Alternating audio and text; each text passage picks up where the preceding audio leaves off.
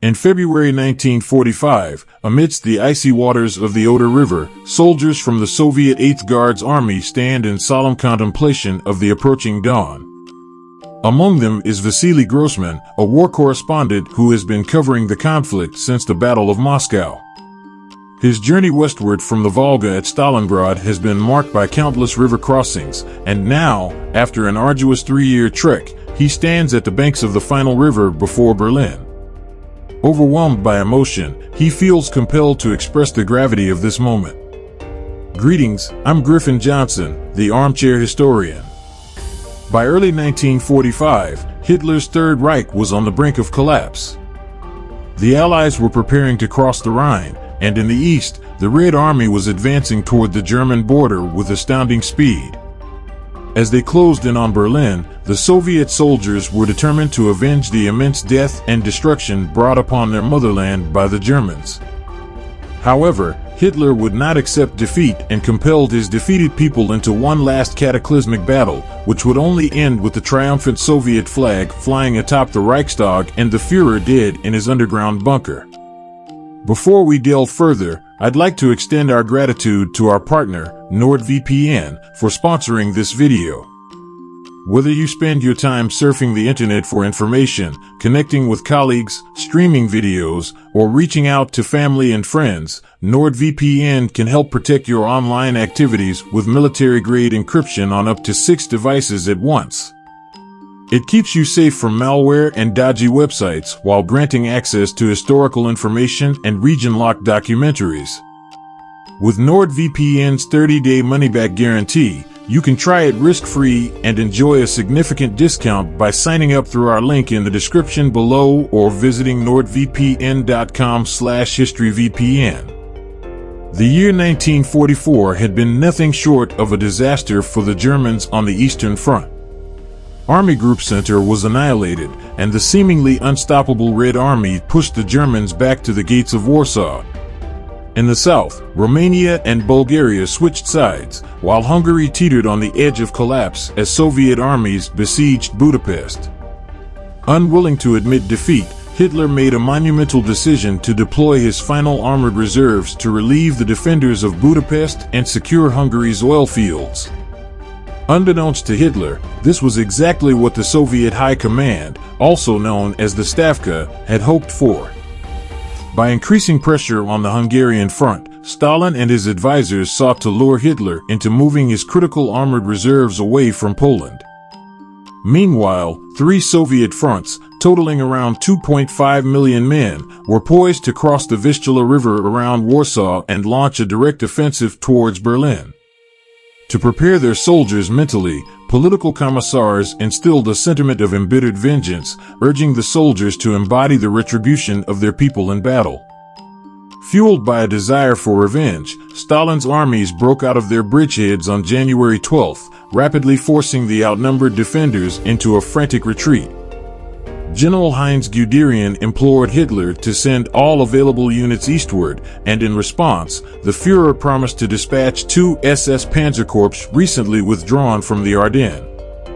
However, instead of arriving to salvage the situation in Poland, these forces were thrust into yet another of Hitler's unrealistic armored ventures in Hungary. With insufficient mobile reserves, the majority of the ill-fated German defenders found themselves encircled and annihilated.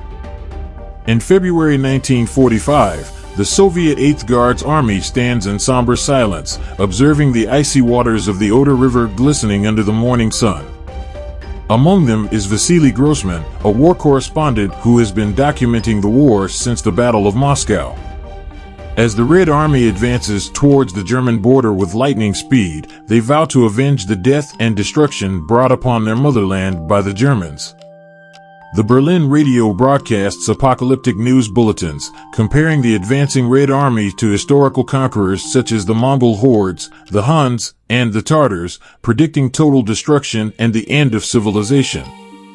Driven by fear, a large number of German refugees embark on a deadly march westward, hoping to escape the wrath of the Soviet forces. The Red Army's rapid advance has stretched its logistics to the limit, leaving Marshal Georgy Zhukov's flank exposed to possible counterattacks from German troops massing in Pomerania. The Soviet High Command decides to halt the final assault on Berlin until the flanks are secured. By mid-April, the Red Army reaches the Oder-Neisse River line, positioning itself just 60 kilometers away from Berlin. The world's attention is now focused on the impending capture of Berlin, as Stalin's armies prepared to eradicate Nazi Germany once and for all. The Allies had promised to leave Berlin to the Red Army, but Stalin remains paranoid and urges haste in the city's capture. The plan for taking Berlin involves a three-pronged attack, with Zhukov's 1st Belarusian front at the center of the thrust, Marshal Ivan Konev's 1st Ukrainian front attacking from the south in the direction of Potsdam and Dresden, and Marshal Konstantin Rokossovsky's 2nd Belarusian front tying down German forces to the north. General Vasily Trofimovич's 8th Guards Army, veterans of the Battle of Stalingrad, are tasked with distributing pamphlets on urban warfare and forming special combined arms task forces. To accomplish the plan, Soviet planners must move 29 armies over hundreds of kilometers to create shock groups capable of penetrating the German line. When the time comes, the Red Army advances on Berlin with 2.5 million men, 6,250 tanks and self-propelled guns, and 7,500 combat aircraft. The Germans, facing an overwhelmingly powerful enemy, construct a series of well-entrenched defensive lines to barricade the way into Berlin. Despite their efforts, the German forces are significantly under strength and suffer from low morale, malnutrition, and lack of proper equipment. As April 12th arrives, the Berlin Philharmonic Orchestra gives its last performance, symbolizing the end of an era. But the real storm is about to begin as thousands of Katyusha rocket launchers and field guns opened fire on the German defensive lines. The terrified citizens of Berlin listen to the ominous sounds of the approaching Red Army. The unfolding spectacle leaves a Russian engineer awestruck as the whole horizon brightens with explosions, while smoke and debris fill the air on the German side. In these crucial moments, the fate of Berlin hangs in the balance as the Red Army, driven by vengeance, inches closer to the heart of the Third Reich. The world watches with bated breath as the final chapter of the war unfolds, and the fate of Germany is sealed by the hands of history. In the midst of the unfolding catastrophe, the sky was filled with terrified birds, fleeing from the constant thunderous explosions of artillery. The sound was so deafening that men had to cover their ears to protect their eardrums. As the sounds of artillery gradually faded, hundreds of men began shouting and tank engines roared, signaling the advance of elite assault elements towards the heights. However, Zhukov's plan faced serious problems. The destructive shelling had worsened the terrain, making it difficult for the advancing infantry to traverse. The searchlights meant to blind the enemy instead reflected off the smoke-filled air, hindering the vision of the troops. Additionally, German intelligence had prior knowledge of the offensive, leading to the evacuation of many first-line troops. The resulting chaos and loss of contact between units caused a disastrous situation. Zhukov ordered his tank armies to attack simultaneously, but they became hopelessly stuck in traffic jams. When the tanks finally approached the heights, they faced ambushes from concealed enemy emplacements, Tiger I tanks, and infantry armed with deadly anti-tank launchers. Despite the setbacks, Zhukov's armies gradually made progress, but it took 3 more days of intense fighting before they forced their way through the final defensive line. Meanwhile, Konev's tank armies in the south saw more success, crossing the Spree River and racing towards Berlin. As the Red Army closed in on Berlin, German morale plummeted, and thousands of encircled men surrendered while others desperately tried to flee the city. Hitler's delusional hopes for a counterstrike to save the city were shattered, and it became clear that Berlin's fate was sealed. The defending German forces, severely outnumbered, faced a relentless Soviet assault. The encirclement of Berlin was completed, and the Red Army tightened its grip on the city. The desperate defenders laid down their arms, while some continued to fight fanatically. As the Red Army reached the government district, the battle for Berlin intensified. The Reichstag, a symbol of the Third Reich, became the ultimate prize for the Soviets. After intense fighting, the red banner was raised over the Reichstag, marking the culmination of the Soviet war effort. The defense of the Reichstag and its surroundings was led by a determined group of mostly foreign SS fighters. After hours of brutal close-quarters combat, the Soviet forces finally cleared a path to the roof, raising the red banner in triumph late in the evening.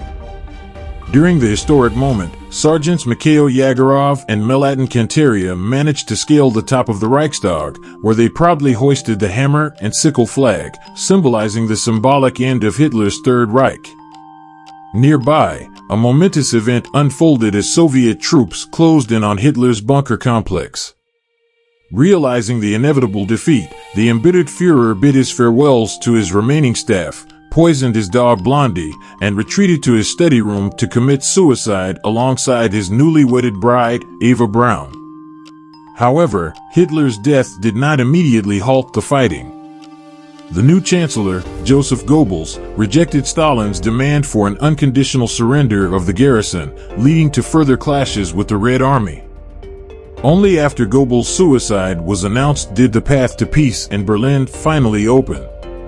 On May 2nd, General Weidling officially ordered his remaining men to lay down their arms, and by the afternoon, the guns fell silent, casting an eerie stillness over the city. While the war in Europe continued until Germany's unconditional surrender on May 8th, the Battle of Berlin had marked the climax of the conflict. The capture of the German capital came at a high cost for the Red Army, with approximately 78,000 men killed in action and over 274,000 wounded.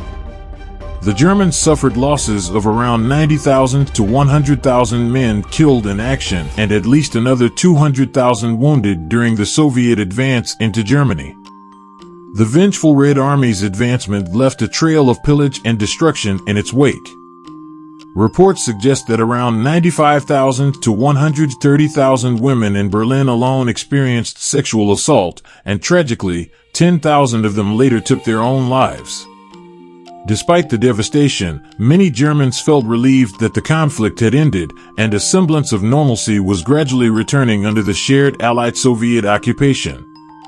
However, the alliance between the victorious powers would prove short-lived, and the Cold War emerged, bringing a new type of crisis to the city that had already endured so much during the Second World War.